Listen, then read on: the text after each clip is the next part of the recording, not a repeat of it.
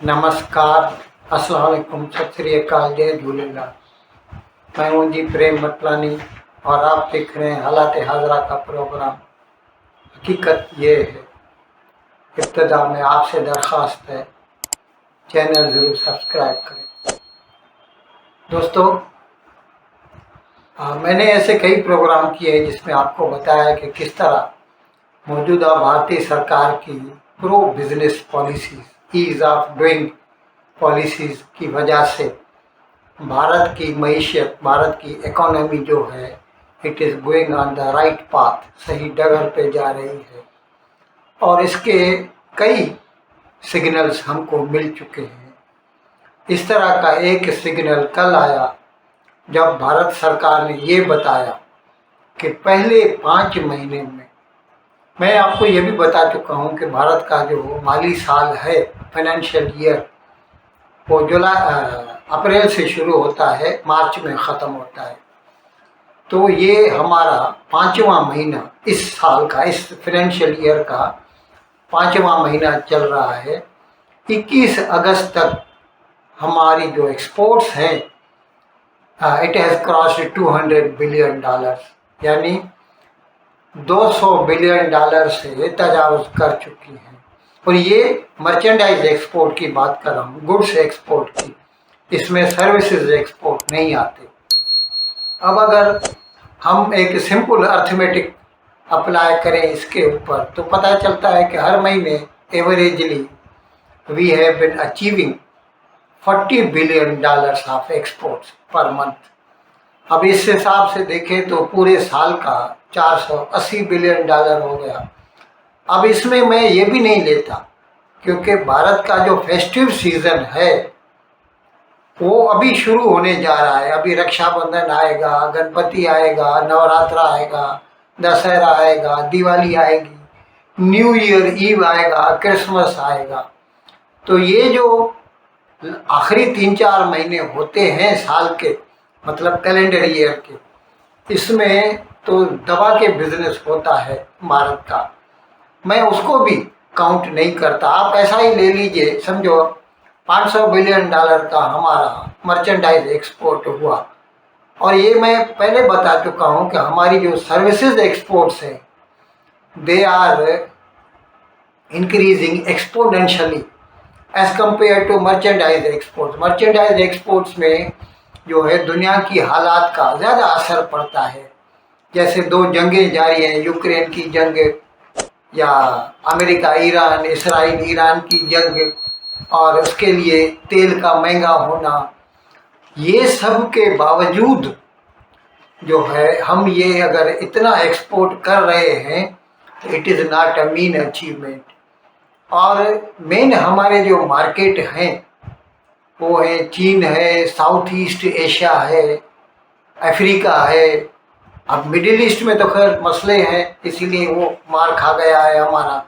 लेकिन बाकी दुनिया, अच्छा, हमारी जो गुड्स जो एक्सपोर्ट्स है ना, टॉप पर तो पेट्रोलियम प्रोडक्ट्स है। बावजूद इसके कि इंडिया अपना तेल तो 10-12% मुश्किल से निकाल पाता है, बाकी सब इंपोर्ट करके, प्रोसेस करके पूरी दुनिया को बेचता है, हता कि यूरोप तक को बेचता है, अमेरिका तक को देता है।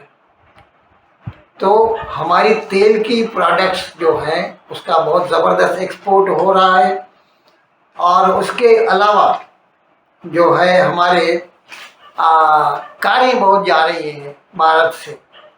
कारों के अलावा स्मार्टफोन बहुत एक्सपोर्ट हो रहे हैं। इलेक्ट्रॉनिक्स में टीवी, कंप्यूटर, लैपटॉप, उसका एक्सपोर्ट, ये सभी मैं आपको बता चुका हूँ। भारत सरकार की जो PLI स्कीम है, उसकी वजह से ये सब मुमकिन हो सका है, क्योंकि एक इंसेंटिव मिलता है एक इंडस्ट्रियलिस्ट को कि वो और ज़्यादा सरमायाकारी करे भारत में।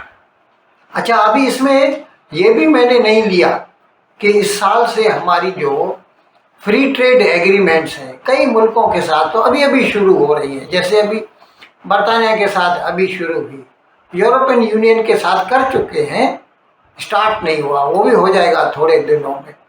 और बाकी ऑस्ट्रेलिया के साथ, UAE के साथ, जापान के साथ और कई मुल्कों के साथ हमारे एफटीए हैं और कई मुल्कों के साथ हमारे नेगोशिएशन जारी हैं।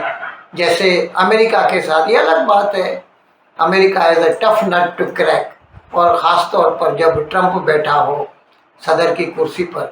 खैर, लेकिन बावजूद इसके इस वक्त भी हमारी अमेरिका को, बावजूद इसके कि वो आए दिन हमको धमकियां देता रहता है, टैरिफ लगाता है, लेकिन हमारी एक्सपोर्ट ज़बरदस्त हो रही है। आईफोन सबसे ज़्यादा अमेरिका में मेड इन इंडिया बिक रहे हैं। हाँ, ये अलग बात है, हमारी एक्सपोर्ट बढ़ रही है। अच्छा, ये मैं बताया आपको कि समझो $500 बिलियन हमारा जो है मर्चेंडाइज एक्सपोर्ट हुआ पर एनम, इस साल का बात कर रहा हूँ। तो हमारी services exports must cross that $500 billion mark.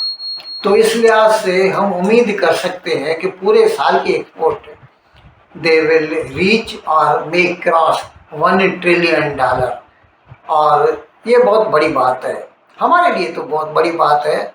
और पाकिस्तान के लिए तो आपको इल्म है, पाकिस्तान का टोटल एक्सपोर्ट $40 बिलियन है।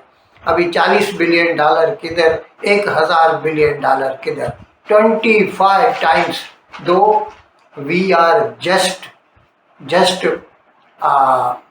5 times or 5.5 times bigger than Pakistan. Then too we can achieve $1 trillion of exports.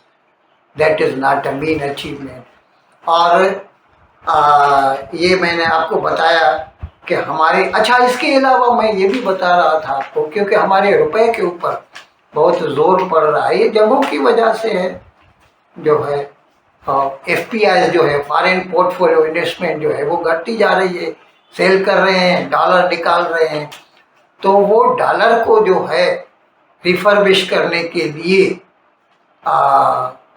उसके लिए हमने FCNRB एक स्कीम चालू की थी, मैंने प्रोग्राम किया था।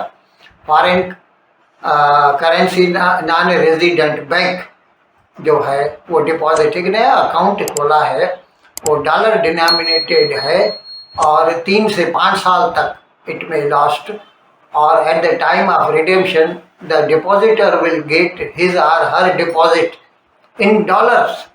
यानी इस बीच में अगर कोई भी डिप्रिसिएशन हो गया, इंडियन रुपी का भाव गिर गया, तो वो भारत सरकार भर के देगी। अब इसमें $73 बिलियन आ चुके हैं, और जो माहिरीन हैं, एक्सपर्ट्स हैं, वो कह रहे हैं, अच्छा ये हम 31 तारीख को ख़त्म कर रहे हैं। वैसे it would have been lasted up to 30 September पहले जब ये अनाउंस किया था, लेकिन अभी बहुत सारा पैसा आ गया है, तो भारत सरकार ने अनाउंस कर दिया है कि ये स्कीम 31 अगस्त को ख़त्म हो जाएगी।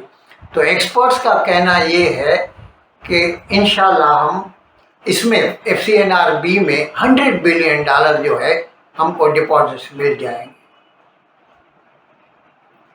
इन अल्फाज के साथ आज का प्रोग्राम ख़त्म करने की आपसे इजाज़त चाहता हूँ, लेकिन विदाई लेने से पहले एक मरतबा फिर आपसे मेरी दरख्वास्त है कि जिस किसी साहब या साहिबा ने अब तक हमारे इस चैनल को सब्सक्राइब नहीं किया, अज़राए करम इसको जल्द से जल्द सब्सक्राइब करें, प्रोग्राम को लाइक करें, शेयर करें और घंटी का बटन दबाना न भूलें। बहुत बहुत शुक्रिया। खुदा हाफ़िज़।